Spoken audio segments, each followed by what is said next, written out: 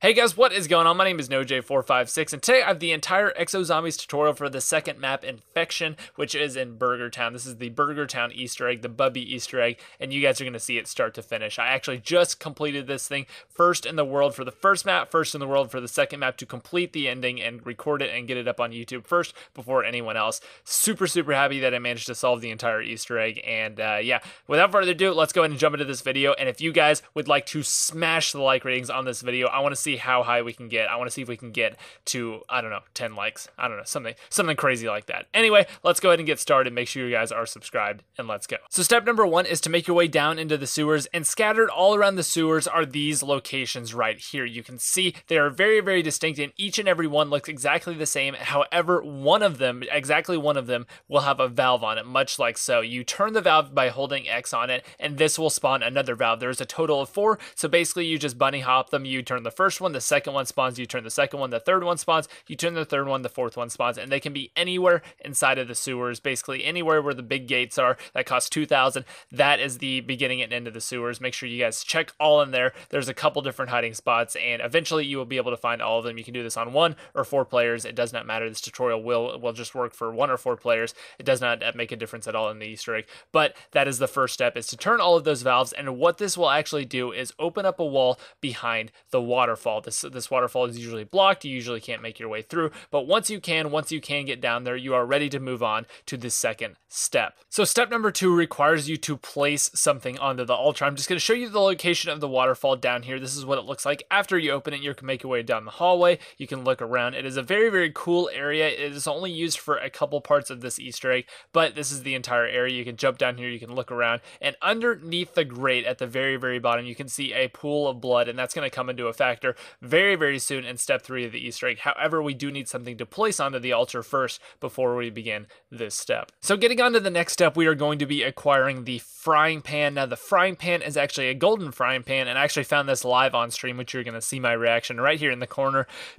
I just had a weird reaction. We've been hunting for Easter eggs for a long time, and I finally found the first or second step, technically, depending on which order you want to do it. But this will spawn off right from the beginning. As soon as you find it, that is the location. You need to double jump up, hold X, and you will be able to grab this frying pan right here. And once you have this frying pan, you're going to make your way back down to the waterfall, and whenever you make your way to the waterfall, you're going to place it on the altar. That will lower the altar as seen here in just a second, and this will allow you to continue on to the next step, which is going to be filling the blood pool, kind of attaining the blood sacrifice and getting the bloodied frying pan here. So in a second, we're going to be able to do this, and let's go ahead and get onto that one. So this next step here is going to be filling the blood altar, and this one is a pretty darn difficult. In my opinion, this is either the most difficult or second most difficult step of the game. I definitely recommend you either, number 1, have very well equipped weapons, and you just have everything you need: nanoswarms, distraction drones, a cell 3 cauterizer, or something of that magnitude where it can just one-shot zombies at close range. Or number 2, your second option is to do this very early on in the map, and what you see me doing in this gameplay is not what you want to do. You definitely don't want to face this guy down here. However, it is very possible, and every single kill that you get inside of this blood altar will count towards your kind of maximum amount of blood, which will allow you to pick back up the frying pan, which I'll show you guys in just a second here. So what you need to do is just kill a lot of zombies. This will take you, I think, about 2 or 3 rounds, depending on how many you actually kill inside of the blood altar. Every single kill while they're standing in their counts, and if the zombies are standing outside, sometimes it will count. If their bodies fall in, sometimes it will not count. It is kind of random, and no one really knows what the actual area of effect is. However, if you just keep on killing zombies, the nanoswarm is very effective for this at lower levels. It will eventually start to rise up, and the way you can check your progress, again, is to look down into the little blood circles on the side. You can look down into the grating. I don't think I do that very well in this one, but as you can see in just a second, it will rise up, it will fill up the blood panel, and then that will kind of finish off the entire step. Again, make sure that you're moving a lot during this, especially if you do not have exo health like I do not have right here, or I actually have exo health in this one. That just shows you how hectic it can get even on round 10. This is probably not a good idea to go inside here if you don't have many perks and everything you need. And as you can see right here, it is filling up. It is getting closer and closer, and as soon as I kill just a few more zombies, you're going to see right here what it looks like whenever you complete the blood altar. So as you can see, once it is completely filled up, once it is ready to go, it will raise up out of the ground, and you will be able to grab it back, and you should be able to tell the difference in your inventory with the fact that it is going to be bloody and not so golden after all. smell. It will look very, very dirty. It will look not like something you want to cook something on, which is very, very ironic because we are about to use this thing for a little kind of homebrew cooking here. It's a little zombie cooking, I like to call it. But anyway, that's the next step. Let's go ahead and get into it. So once you have your new and improved frying pan, what you're going to do is make your way over to Burger Town and then find the stove inside. You're going to hold X on the stove and it will actually place the frying pan onto the stove as seen as such. And what this does is it actually spawns in the meat spawns. Now the meat spawns are one of the most annoying parts. It's really, really not that hard. It's just annoying and kind of luck on it, whether or not and how fast you find these different pieces of meat that are going to spawn around the map. There's one in each and every section of the map. There's one in the voltage area, there's one in the Atlas area, there's one in the sewers, and then there's one in the Burger Town. The only area that does not have any meat spawns is the actual spawn area itself, with the spawn room, the one you go into.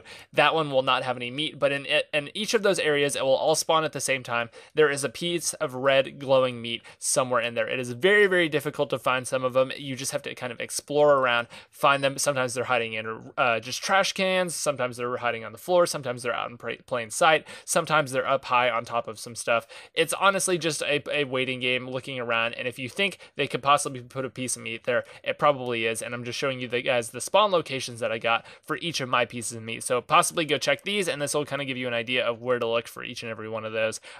Again, a lot of the time, the sewers one is very, very easy, just because even though it is a big place, the spawns are very, very obvious, and the Burger Town one is very, very obvious. The other two are a little bit more tricky, but it's not a very big area. You should be able to find it pretty easily, and that is going to bring us into the next step. So next step, after collecting all of your meats and bringing them back one by one, you can only carry one meat at a time, and you'll have to come back here, hold X to place them back on here. Once you place your last meat, it will turn into this little patty type thing, and then you need to microwave gun it until it does this noise. And once you hear that noise, you know that it is done. Now, you get the microwave gun just out of any random box. It will take a couple of tries. It is kind of annoying to get, but once you get it, the patty will be smoking like this, and once the patty is smoking, you are ready to go on to the next step. So the next step is a random drop from a zombie. Now, it takes a certain kind of zombie to actually do this drop. Usually one comes every single infection round. However, you can get them in non-infection rounds if you kind of hang out in the sewer area. It is actually the Exo Zombie kind of Burger Town employee looking zombie, and I'll show you exactly what that looks like in just a second here. But whenever you kill this guy, he will drop a little burger bun, and whenever you drop this burger bun, you can actually go ahead and pick it up. It will be a little bit hard to see, and as you can see, I don't even know if you noticed in this gameplay, but I already picked it up. Here we go. I'll go back and slow it down and show you guys exactly who I killed and who made the drop and what the drop looks like. Right here, as you can see, this is the zombie. It has kind of the Burger Town employee hat, and whenever I killed this thing, this is the drop right here. You can take a look at it. It is very, very hard to see, but if you just walk over it, you should pick it up, and it should go into your inventory, and that will give you the bun. Now, once you have the bun, go ahead and go back to your steaming patty here and hold X on this, and this will actually turn it into just a little hamburger here. However, make sure you do not pick the hamburger back up unless you are ready to run and be cleansed. This thing will turn you into an infected as soon as you pick it up, but you do have to grab it. You do have to take it down to the actual area right underneath to actually cleanse yourself, and once you cleanse yourself, you're good to go. You'll have a cleansed hamburger, which is still pretty darn gross, but it's good to go, and that will bring you to the next step. Take your hamburger to Bubby and hold X on him, and he will say, that was good, or something along those lines, and then tell you he needs his batteries recharged. So the next step is to actually go and find the battery, which can be found in the spawn area and the Atlas area. So this little blueprint on the wall right here, you will hold X on it, and it will make some sort of weird noise. You'll be able to distinguish it very, very well against everything, and then you're going to race against time to get over to that little battery door right there. It is going to close after a certain amount of time, and you're just going to need to use your Exo abilities, your boost, everything like that to get over there, and make sure you have all of your sprints saved up. So here we go. I click it, I run, I slide, I jump, I do everything I can to get over there in time, and if you make it, you will be able to grab it before the door shuts, and as you can see, I have a brand new battery ready to go, ready to be charged up, which is the next step.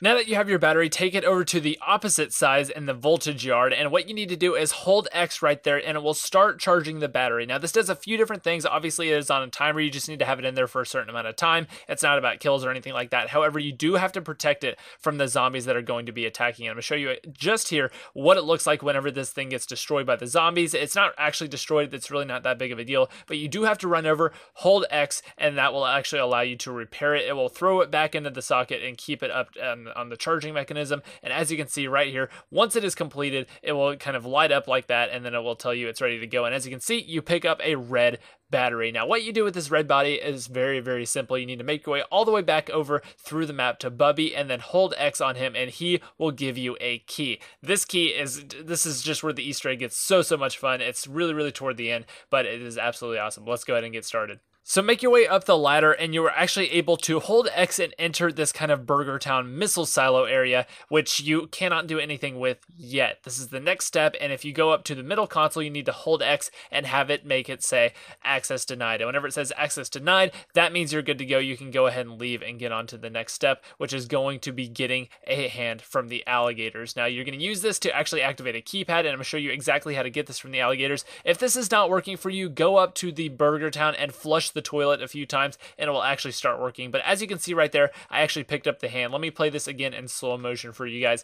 As you can see, the alligator comes up out of the water. You need to go ahead and activate the instigator trap to obviously start this. And once the trap is activated, once the instigators are going out, you need to follow one around, and right when it kills a zombie, it will have a random chance to drop their arm. And as you can see, I just ran over, swooped up the arm before it went underwater. If it goes underwater, you will not be able to grab it anymore, but just swoop up the arm as it's going underwater, and you will be good to go for the next step. Take your zombie hand over to the spawn area, and you will see this little kind of red keypad that is going to turn green and open up this encrypted kind of key. I don't know what it is. iPad, iPhone, whatever the heck this thing is. It's an encrypted little thing that you're going to take back to the giant burger, climb up the stairs, enter in, and you're going to put it into the access denied, and this thing will automatically kick you out. Now, this is the most cinematic thing. This is probably the coolest little part about this Easter egg. This probably should have been the ending cutscene, but either way, it's still, I mean, it doesn't even really make sense why they're launching the rocket off, but you're going to see that in just a second here. So these little hamburgers will spawn on top of the giant hamburger,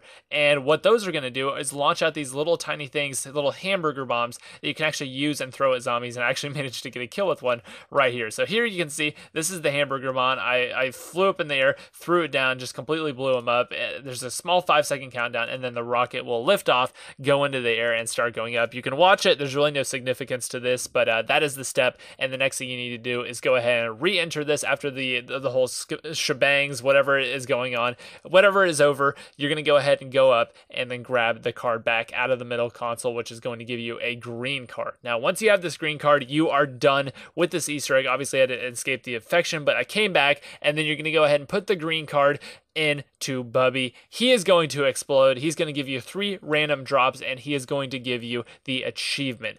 Meat is murder, 50G. That is the Easter egg. That is 19 hours of my day today, going on 20 hours of nonstop, just zombies content, zombies footage, editing, videos, everything like that. So if you guys have enjoyed, make sure you leave a like, and make sure you also subscribe. Let me know in the comment section down below what you thought about this Easter egg. I'm going to go get some sleep. First in the world can take it out of you, and definitely first in the world 2 different times is something I'm very, very proud of, and glad I can bring that content to you guys on my channel. Anyway, that is going to wrap up the video. I'll see you in the next one. Thank you so much for watching, and goodbye.